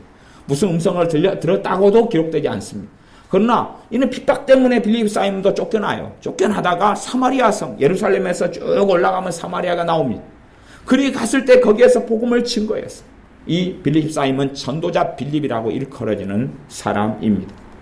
그래서 이 빌립 사임 전도를 통하여서 사마리아에 있는 많은 사람들에게 귀신이 떠나가고 병이 치유되고 이 7절에 보면 더러운 귀신들이 크게 소리 지르고 나가고 많은 중풍병자와 안진뱅이가 나았다. 그래서 사마리아 성에 큰 기쁨이 있더라. 그렇게 말씀합니다. 그리고 이제 좀 넘어가서 9장의 사건에는 8장을 좀 더 봐야 되겠습니다. 8장에 보면 26절에 그렇습니다. 8장 26절에 빌립 집사님에게 좀 더 일이 더 있는데 주의 사자가 빌립더러 일러 가로되 일어나서 남으로 향하여 예루살렘에서 가사로 내려가는 길까지 가라 하니 그 길은 광야라. 주의 사자는 누구냐면 사자는 엔젤 천사입니다. 천사. 이제 천사가 빌립 집사님에게 와가지고 이제 어디로 가라고 가르쳐 줍니다. 그러니까 주님의 음성이 누구를 통해서도 오는 것이 천사를 통해서도 와요. 왜 그러면 주님은 말씀 안 하고 천사를 통해서 말씀할까? 모르죠. 모르죠. 그러니까 그것까지도 우리가 정할 수는 없는 부분이다 그 말이에요. 하나님 마음이지. 우리가 하나님 음성을 들려주시려면 이 방법을 통해서 해주세요. 이 방법을 통해 해주세요. 2번 방법을 통해서 해주세요. 이번에 2번은 너무 자주 들었으니까 5번 방법을 통해서 해주세요. 그건 아니다 그 말이죠. 그리고 사실은 빌립 집사님은 기대하지 않을 때 하나님은 말씀하셨어요. 기대하지 않을 때. 사마리아가 부흥이 나타나고 많은 사람이 주님께 돌아오는 그 상황 속에서 하나님께서는 천사를 보내셔서 광야로 가라는 것이, 광야로 가라고 보내버리시는 것이. 이게 빌립 집사님이 하나님께 물은 게 아니다 그 말이에요. 제가 지금 어디로 가야 됩니까가 아니라 사마리아의 복음을 전하고 놀라운 부흥이 일어나는 상황인데 어디로 가겠냐 그 말이에요. 그런데 갑자기 천사를 보내셔서 광야로 가라는 거예요. 이유를 몰라요. 모르고 광야로 갔습니다. 27절에 일어나 가서 보니, 광야로 가가지고 보니까 에디오피아 사람 곧 에디오피아 여왕 간닥의 모든 국고를 맡은 큰 권세가 있는 내시가, 말하자면 재정부 장관이죠. 재정부 장관. 이 사람이 예루살렘에 왔다가 돌아가는 길이에요. 그러니까 이 사람이 하나님을 섬기기 시작했어요. 그래서 예루살렘에 있는 그 주례의 절기 때에 왔다가 돌아가는 상황이에요. 이 사람을 만나요. 근데 가만히 들어보니까 이 사람은 소리를 내가지고 성경을 읽고 있는 거예요. 이사야 53장 성경을 읽고 있는 거예요. 그때 29절에 이제 우리가 보통 생각하는 음성이 나옵니다. 29절에 성령님께서 빌립더러 이르시되 이 병거로 가까이 나아가라. 이 병거로 가까이 나아가라. 이게 요 음성이 이제 사실은 우리가 대부분 하나님의 음성 듣기 할 때에 기대하는 음성이 요 음성입니다. 요 음성. 기대하는 음성이 요 음성. 그러나 빌립 집사님의 인생과 삶 속에서 요 음성은 요 음성으로 이런 양상의 성령의 음성으로 모든 것이 해결된 게 아니에요. 실제로도요. 병거로 나아가라 그랬어요. 병거로 나아가라 그랬지 자세하게 더 이야기하지 않습니다. 나아가서 저 이디오피아 내시에게 성경을 설명해줘라. 이사야 53장을 설명해줘라. 기타 등등을 해라. 그렇게 말씀한 게 아니에요. 그냥 나아가라고 끝나요. 왜? 나아가기만 하면 자연스럽게 이 빌립 집사님이 해야 될 일을 깨닫게 될 지혜를 가진 사람이기 때문에 그래요. 성령이 나아가라 그래요. 나아가니까 이제 그 다음에는 자연스럽게 엮어져 갑니다. 그래서 이 병거로 가까이 나아가라. 이게 나아가가지고 30절에 보니까 빌립이 달려가서 나아가라는 게 확 달려갔어요. 달려가가지고 이 성령님께서 그렇게 하라고 시킨 게 아닙니다. 시킨 게 아니에요. 나아가서 말 걸어라. 나아가서 성경을 해석해주라 그런 게 아니에요. 나아가라 그러니까 나머지는 다 알아먹어요. 나머지를 알아먹어요. 그래서 나아가서 달려가가지고 30절에 선지자 이사야의 글 읽는 것을 듣고 말하되 읽는 것을 깨닫느냐? 묻잖아. 읽는 것을 깨닫느냐? 이렇게 하라고 안 시켰어요. 성령님은. 이런 자세한 것이 없다 그 말이에요. 딱 기본하고 그 다음에는 이제 순리적으로 풀어가는 것이에요. 읽는 것을 깨닫느냐? 그러니까 누가 지도하는 사람이 없는데 어찌 깨달을 수 있느냐? 그래서 마음이 열려가지고 빌립 집사님을 청해요. 그러면 이디오피아 내시의 입장에서 하나님의 음성이 있어요. 아까 지금 요한복음 10장에서 이야기했죠. 그러면 이 양반 함께 대화를 해보고 싶네. 병거에 한번 태우고 좀 교제를 해보고 싶네. 그 마음이 드는 것이 사실은 뭐였어요? 하나님의 음성, 주님의 음성이었어요. 우리가 생각하는 것보다 훨씬 더 하나님의 음성은 방대하고 영역이 많고 광대하고 복잡해요. 그러지 내가 생각하는 획일적인 내 경험 속에서 하나님의 음성이 이럴 것이라고 생각하고 평가하는 것이 정말로 어리석은 길을 걸어갑니다. 그렇게 해놓고 그 주파수에만 맞추려고 그래요. 라디오 방송도 주파수가 많잖아요. 한 개의 주파수를 가지고 모든 라디오 방송을 들으려고 그래요. 그러면 굉장히 똑똑한 사람이죠. 아니 대단한 능력자가 돼야 될 거예요. 뭐 라디오 방송을 제가 잘 안 들어서 모르는데 그냥 라디오 한 주파수를 가지고 뭐 그런 방송 있는지 모르겠어요. 뭐 KBS 뭐 1라디오, KBS 2라디오, KBS 3라디오, KBS 4라디오, 뭐 KBS 10라디오까지 다 들을 수 있느냐 그 말이 있다고 가정하면 한 주파수 가지고 못 그러잖아요. KBS 1이 있다 그러면 주파수가 몇 번일 거고 2가 있다 그러면 몇 번일 거고 극동방송이 있다 그러면 몇 번일 거고 무슨 방송이 있다 그러면 몇 번일 거고 아시아 방송이 있다 그러면 몇 번일 거고 그럴 거 아니에요. 다 다른데 하나의 주파수를 가지고 모든 것 들으려고 하는 양상을 가진다면 그 사람은 그쪽만 듣고 말 거예요. 그쪽 방송만 듣고 다른 쪽은 전혀 못 듣고 말 거예요. 지금 현재 막 지진이 벌어지고 그래서 내가 있는 곳에 대피를 해야 돼요. 그런데 내가 듣는 방송은 지진 방송이 아니고 딴 데는 다 지진 특보를 해요.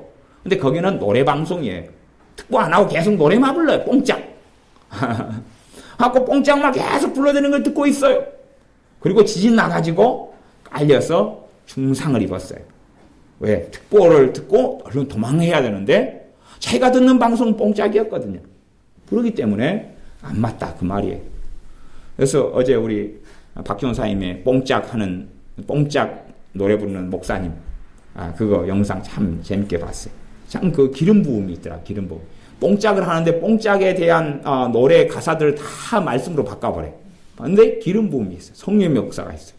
야, 이분도 특별한 사명을 가지고 있는 거고. 자기도 뽕짝 복음성가 가수가 되기를 원치 않았고 고상한 사람이 되기를 원했는데 고상한 게 아니라 뽕짝으로 가니까 자기도 하나님 왜 나를 뽕짝을 자꾸 하게 하세요? 뽕짝으로 찬양을 부르고 뽕짝으로 찬양을 부르고.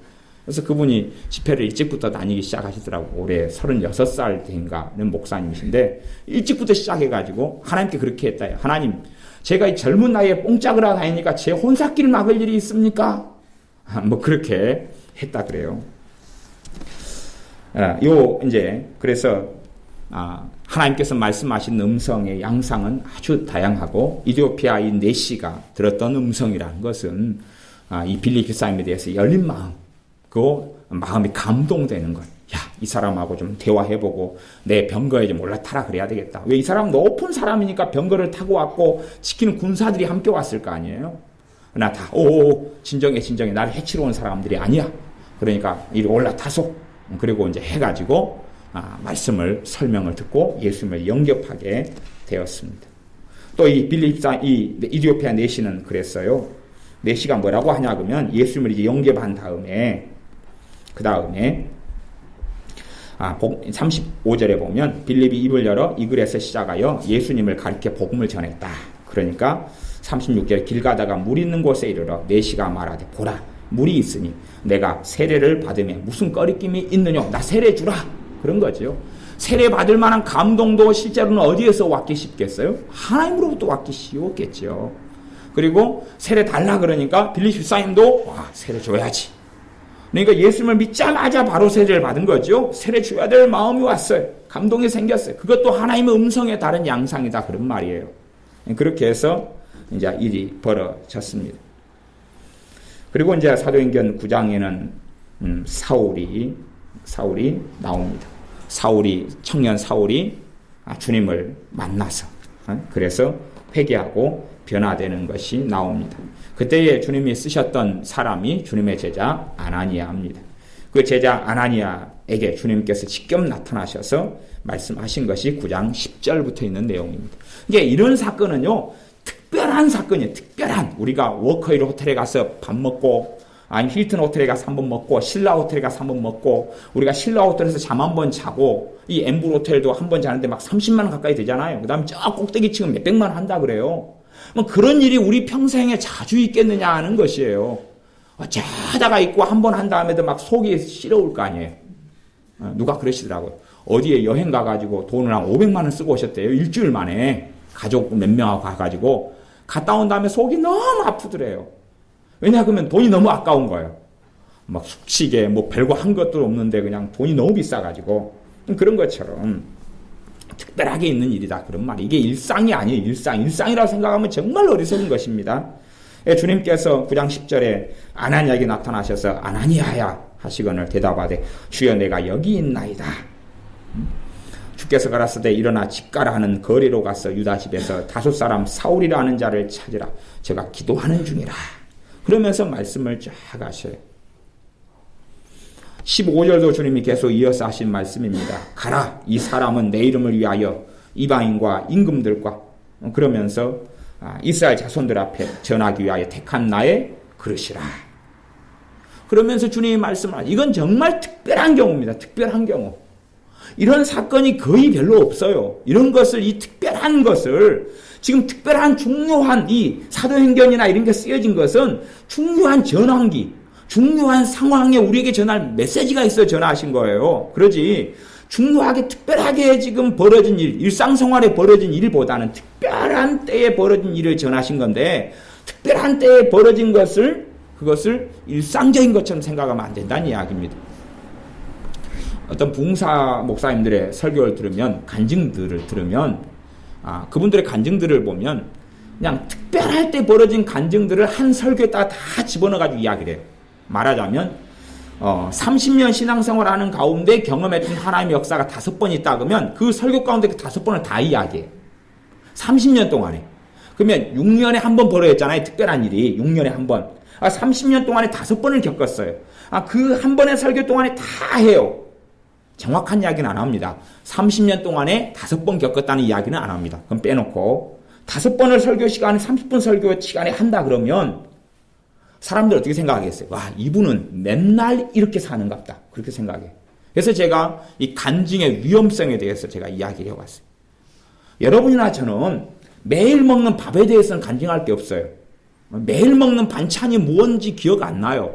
지난주 금요일 날 저녁에 뭘 먹었는지 기억 잘 안 나거든요. 그러나 지난주 금요일 날 힐튼 호텔에서 먹었다 그러면 그건 기억하실 거예요.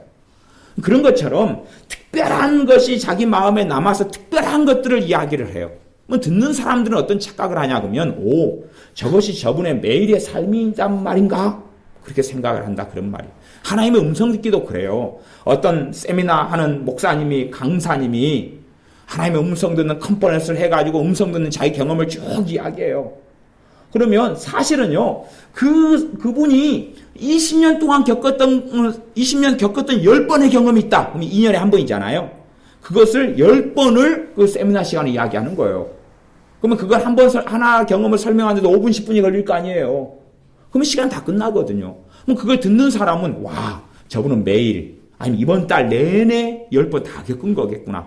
올해 다 겪은 거인 모양이구나. 그렇게 생각하고 착각해요. 정확히 그래도 이건 몇 년 만에 벌어진 일이고 이건 어쩌다가 있는 사건이고 내가 성령 충만하게 살아왔어도 이런 경험은 이렇다 그런 식으로 다 공평하게 이야기해 줘야지 사실은 듣는 사람이 착각을 하지 않아요. 근데 차포 다 떼버리고 그냥 자기 쇼킹한 경험들만 많이 하면 듣는 사람은 그 목회자나 그 강사님을 확 대단한 사람으로 높여버려요. 와, 이렇게 신령하다니 나도 저분을 따라서 가야 되겠다. 저분이 내 롤 모델이야. 그렇게 착각하고 자존망대하고 사람을 높이고 그리고 어리석어지는 길을 걸어갑니다. 아나니아 겪었던 이런 특별한 경험이에요. 특별한 경험. 그렇게 말씀하셨습니다. 그 다음에 이제 9장에 보면 사도 바울이 다메섹에 전도하는 이야기가 나옵니다. 전도하는 이야기 속에서 사도 바울이 전도를 했을 때에 이제 23절에 보면 여러 날이 지남에 유대인들이 사울 죽이기를 공모하더니 그 계교가 사울에게 알려지니라. 저희가 그를 죽이려고 밤낮으로 성문까지 지키거늘 그의 제자들이 밤에 광주리에 사울을 담아 성에서 달아 내리니라. 지금 예수님 믿은 다음에 복음을 전해. 복음을 전하니까 계교가 사울에게 알려졌다 그래. 사울을 죽이려는 계교가 알려졌어.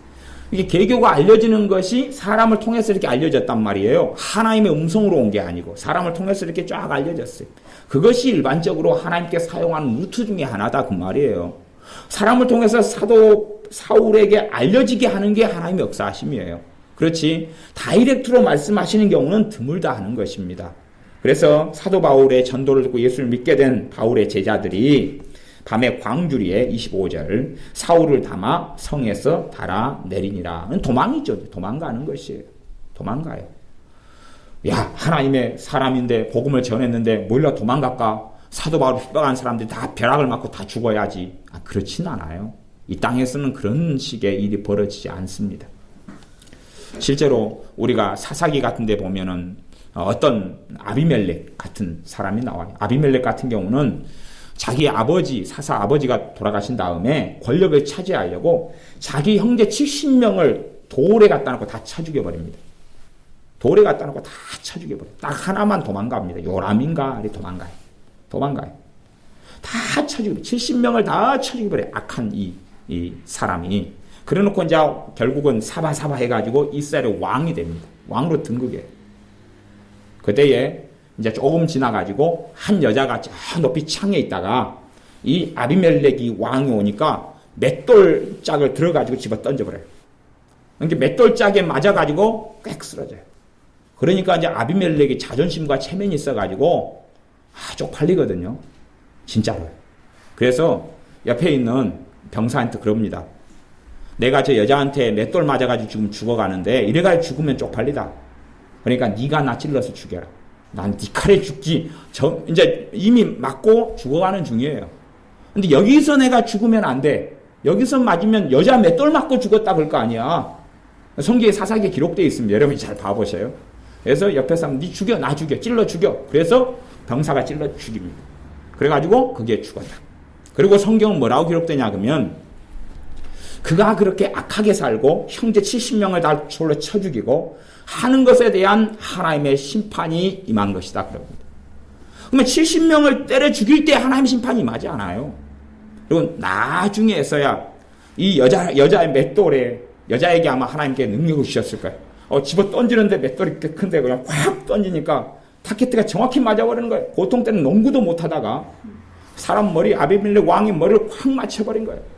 그리고 거기에 맞아서 꽥 하고, 근데 그것이 하나님께서 이제 심판할 때가 되어서 하나님이 하신 거다라고 성경에 기록됩니다. 그러니 어떤 악하고 불의한 일이 벌어져서 하나님의 역사가 바로 나타나질 않아요.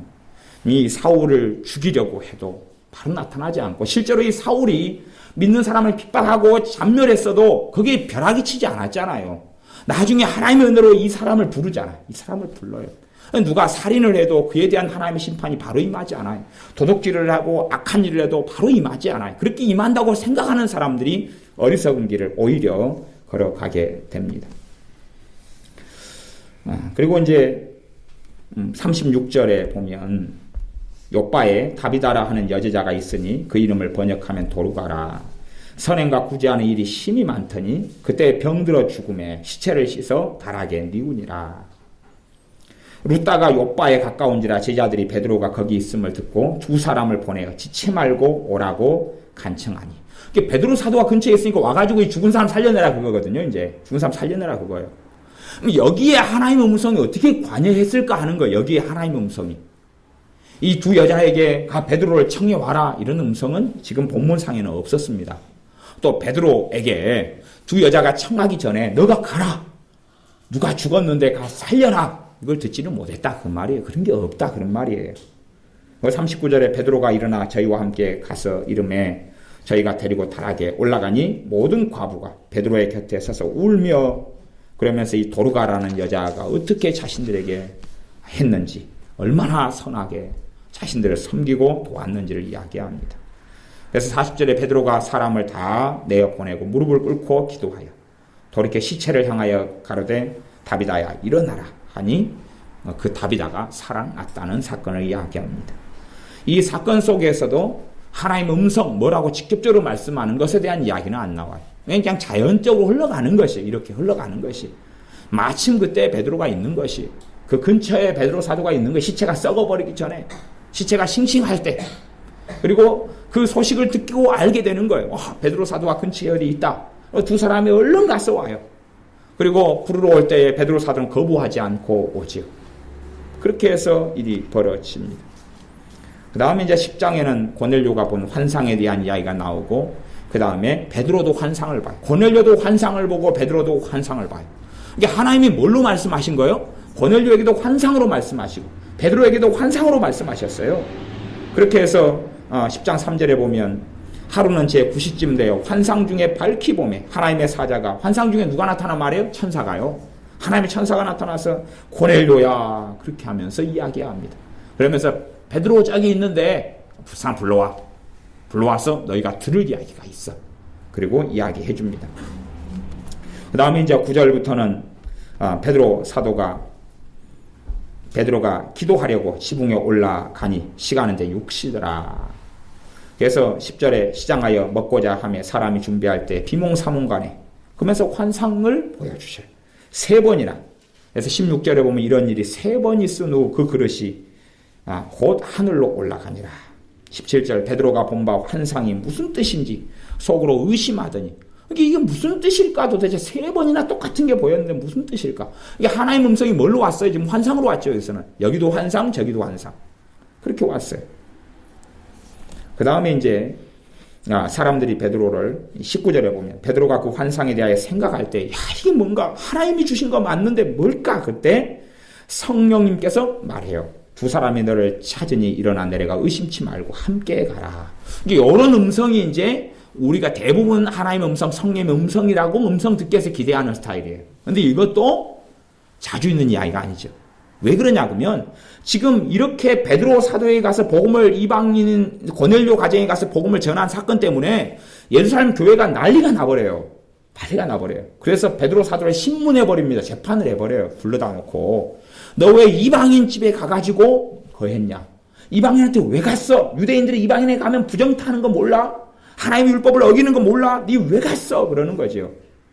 그러면 왜 갔어라고 묻고 실문하고 재판을 소위 말하면 하는 교회는 성령 충만한 교회입니다. 그럼 음성을 다 듣고 베드로가 옳은 일을 했느니라. 그러고 다 끝나야 될 거 아니에요. 베드로가 내가 시킨 걸 했다. 너희들을 뗐지. 그래야 되는데 베드로 사도는 자기에게 일어난 환상에 대한 이야기, 실제로 증인을 대동하고 실제로 고넬료에게 복음을 전할 때 그 가정에 벌어졌던 이야기를 술술술합니다. 그대로 해요. 그걸 듣고 난 다음에 이제 봐봐라. 우리가 예수님 믿을 때에 임하시는 성령님이 그들에게 동일하게 임했는데 내가 누군데 하나님을 가로막냐. 하나님이 한 일이지 내가 한 일이 아니다. 그래서 그것을 듣는 사람이 납득을 하는 거예요. 납득을 하고 끝나는 것이 그 뒤에 이제 벌어지는 11장의 사건이에요. 11장의 사건도 음성에 대한 이야기가 아니에요. 지금 사도 베드로가 들은 음성이 있어요. 왜 가라, 따라가라. 음성을 들었어요. 근데 그것도 자주 벌어지는 일이 아니고 하나님의 주권 속에서 하나님이 하시고자 할 때 하는 것이에요. 지금 베드로 사도가 듣고 싶어 들어요? 아니잖아요. 아까도 빌립 사람이 듣고 싶어 들은 게 아니잖아요. 그러니까 사람들은 자기가 듣고 싶을 때 묻는 거고 음성을 기대를 하는데 대부분의 성경은 듣고 싶어서 묻는 상황이 아니에요. 듣고 싶어서 묻는 상황이 아니에요. 이거 어찌해야 돼요? 어찌해야 돼요? 밥을 할 때 하나님 순서가 뭐예요? 그러면 하나님이 쌀부터 씻어라. 하나님 쌀 떨어지는데 어디서 살까요? 지마켓에서 살까요? 롯데마트에서 살까요? 이마트에서 살까요? 홈플러스에서 살까요? 그러니까 야 너희 동네는 홈플러스가 없지 않느냐? 우리 동네 여수는 홈플러스가 없죠. 홈플러스 할인권이 하나 왔는데 홈플러스가 없어가지고 그래가지고 그러면 싼 것이 요즘에 할인 행사를 어디 마트에서 하느니라 거기서 쌀을 사라. 뭐 그런 게 없다 그 말이에요. 그런 게 아니다는 이야기입니다. 그리고 11장에는 그렇게 베드로 사도가 그 교회에 이제 예루살렘 교회에 가가지고 벌어지는 일에 대해서 설명하는 그런 것이 나옵니다. 그러니까 이 11장 3절을 보면 11장 2절, 3절, 1절, 2절, 3절을 보면 유대에 있는 사도들과 형제들이 이방인들도 하나님 말씀을 받았다 함을 들었더니 유대인이 아닌 사람들이 전도를 받고 예수님을 들었다, 예수님을 듣고 예수님을 믿었다 하는 것이에요. 베드로가 예루살렘에 올라갔을 때 할례자들이 혼란하여 예수님 믿는데도 할례를 받아야지 구원받는, 예수님도 믿고 할례 받아야지 구원받는다는 사람이 할례파요, 할례당해요. 그 사람들이 베드로를 어떻게 신문해 혼란한다는 이야기는 니 왜 그따위로 해 하고 달려드는 것이에요.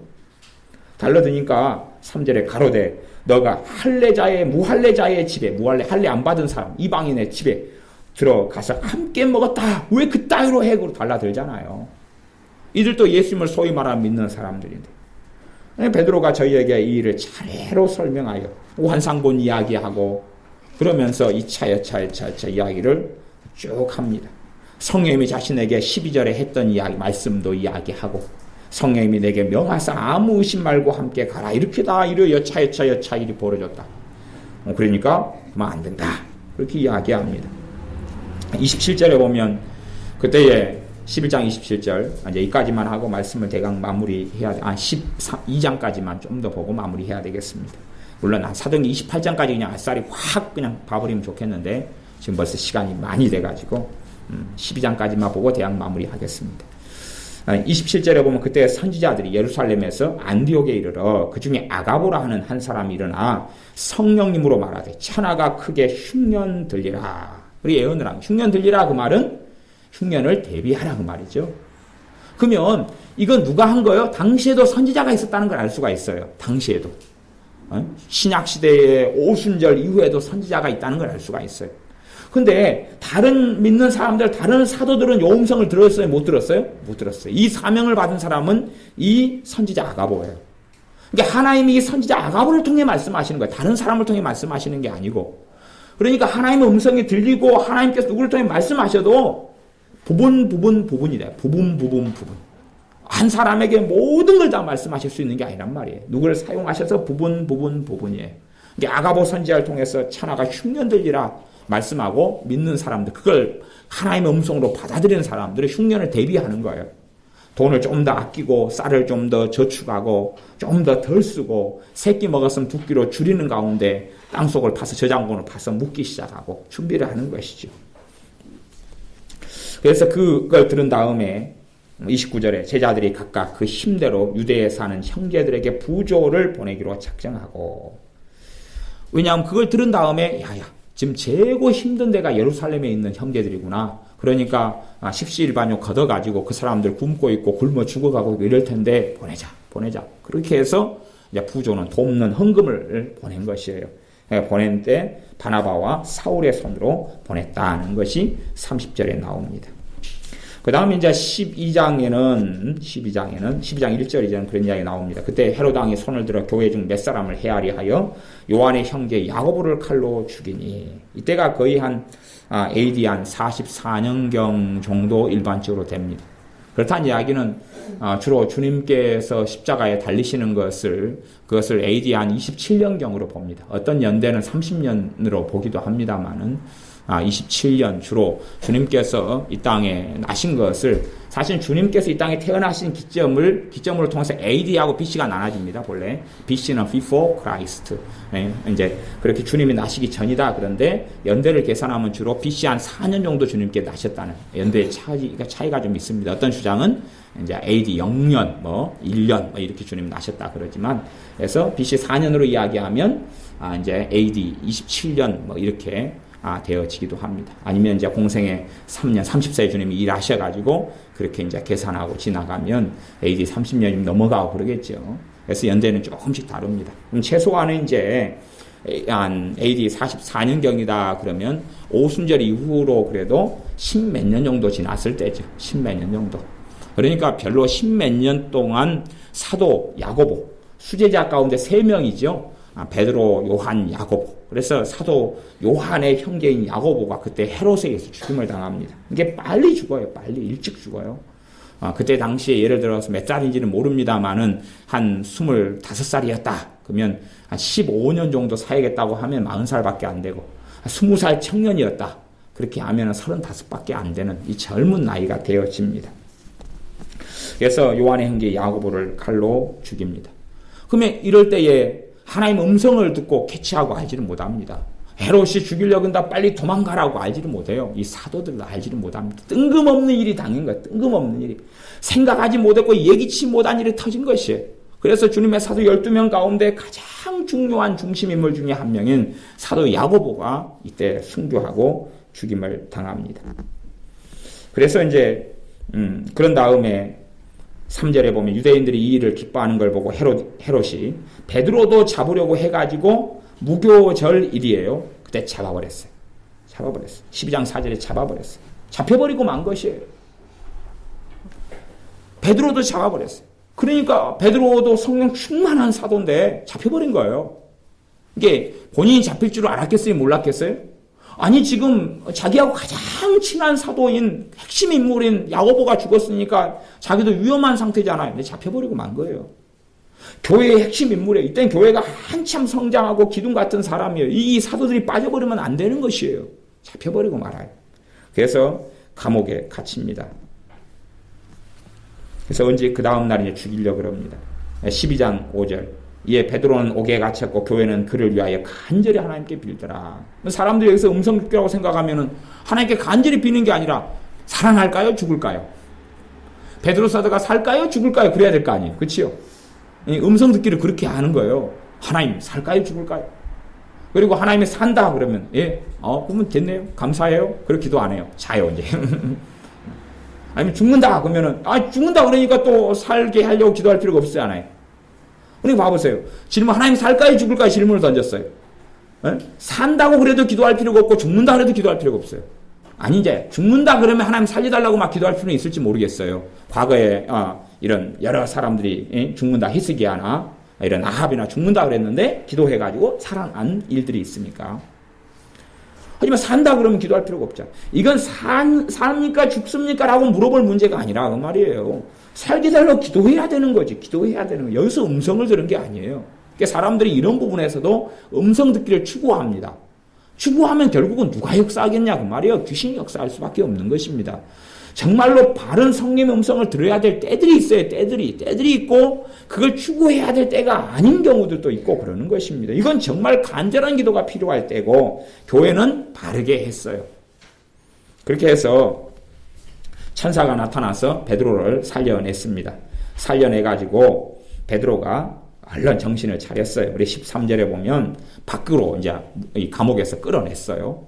그래가지고 베드로가 13절에 베드로가 대문을 두드리는데 로데라 하는 계집 아이가 영접하러 나왔어요. 아마 그것이 마가의 다락방이죠. 그 12절에 보면 마가라 하는 요한의 어머니 마리아의 집이다. 이게 마가의 다락방이에요.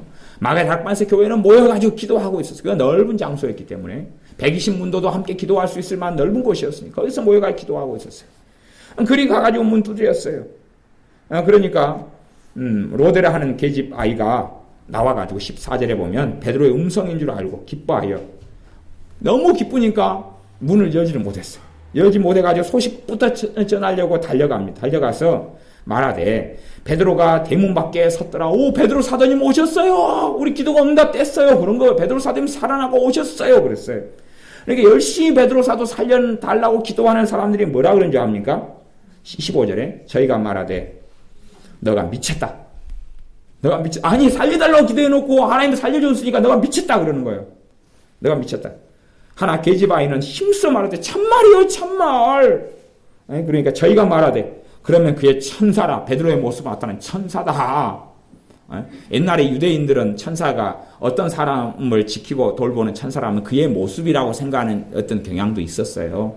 아니면 이제 어떤 식으로는 그의 영혼이 그 모습이다. 이미 죽어버렸어요. 그래가지고 천국으로 가기 전에 인사 한번 하려고 왔는지도 몰라. 옛날에 이런 뜬구름 잡는 생각과 사상들 좀 가지고 있었기 때문에요. 안 믿었다 그 말이에요. 안 믿었어요. 이 뜨거운 초대교회 성령통을 받은 교회는 베드로 사도가 오고 로데가 와서 베드로 사도님 살아나셨어요. 대문 밖에 왔어요. 그러니까 음성을 통해서 들어요. 맞다. 로데가 하는 말이 맞아. 그러는 게 아니다 그 말이에요. 아니고 야 미쳤다니 미쳤어. 무슨 그런 일이 있겠냐 그랬다 그 말이에요.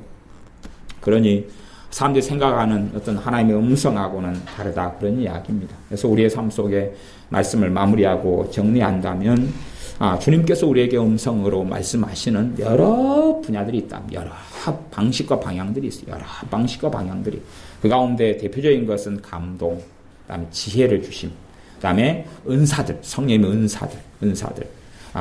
꿈이나 환상도 포함해서 주님께 지혜의 말씀, 지식의 말씀, 때로는 예언, 그다음에 영분별을 통해서 말씀하시고, 방언 통역, 그다음에 믿음의 은사. 믿음의 은사도 사실은 말씀하신 통로예요. 어떤 일이 벌어질 때에 믿음이 막 역사하고 확신이 일어나, 담대함이 생겨. 믿음의 은사의 양상. 그것도 하나님의 음성의 양상이에요. 그러면 그 방향으로 내가 믿음으로 막 나아가야 되는 그런 일이 되어지지요. 물론 무대포적인 믿음은 절벽에서 떨어질 수도 있습니다. 사실은 믿음의 은사를 가진 사람들이 실제로 제가 사람들을 좀 믿음의 은사를 가진 사람들을 만나보면 극단성을 가지고 무대포적인 경향을 가집니다. 인내가 없고요. 막 어떤 부분에 믿음이 막 역사하니까 일을 저질러 버려요. 근데요. 때가 안 맞거든요. 때가. 항상 범사에 때가 있고 기한이 있다 그랬는데 때에 맞춰가지고 일을 저질러야 되는데 그 전에 막 급한 마음에 막 마음속에 불이 있고 마음속에 열정이 있고 마음속에 믿음이 역사하니까 버튼 눌러버리면 될 거라고 생각하는 분들이 참 사고를 많이 치셨어요. 그래서 저는 실제로 믿음의 은사를 가진 사람들이 인내를 배운다면 좋은 열매를 많이 거두고, 인내하지 못하고 급박함을 배운다면 오히려 인생 삶 속에서 큰 어려움과 어리석음과 실패를 경험하는 것을 많이 보아왔습니다. 그래서 우리의 삶 속에 하나님의 음성을 듣는 것에서 음성의 개념을 훨씬 넓혀야 되고, 그 다음에 우리가 어떤 요행수를 바라기보다는 가장 음성의 기본적인 게 뭐예요? 지혜죠, 지혜.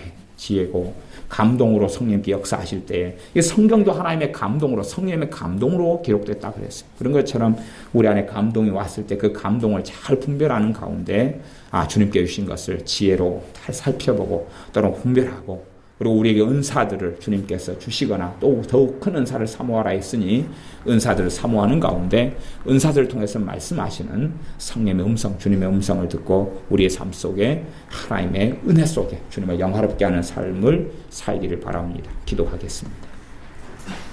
아버지 하나님, 하나님의 음성을 듣는 것에 대하여 특별히 사도행전의 말씀들을 가지고 살펴보았습니다. 우리가 하나님의 음성을 듣는 것이 굉장히 중요하지만 그에 대한 극단성에 빠지지 않도록 도와주시옵소서.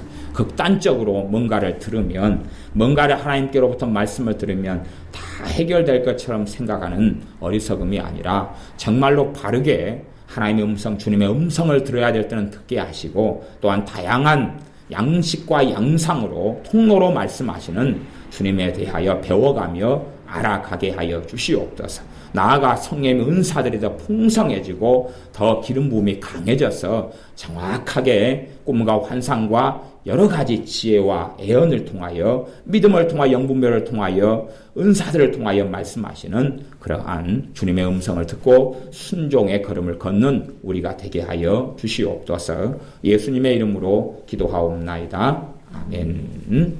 함께 말씀을 붙잡고 하나님께 기도하겠습니다.